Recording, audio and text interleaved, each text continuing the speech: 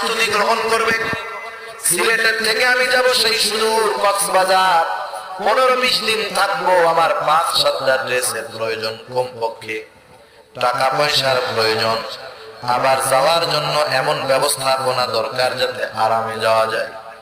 আমি আস্তে আস্তে আমার সফরের সকল সামানাগুলো সংগ্রহ করব। 10 দিনের সফর, 15 দিনের সফর, কত চিন্তা। কিন্তু পরকালের সফর কি 1-2 দিনের সফর নাকি? অনন্তকালের সফর। দুনিয়ার সফরে যাওয়ার জন্য পোশাকের প্রয়োজন, দুনিয়ার সফরে আসানের জন্য টাকার প্রয়োজন, ভালো গাড়ির প্রয়োজন, বিলাসবহুল বাসের প্রয়োজন।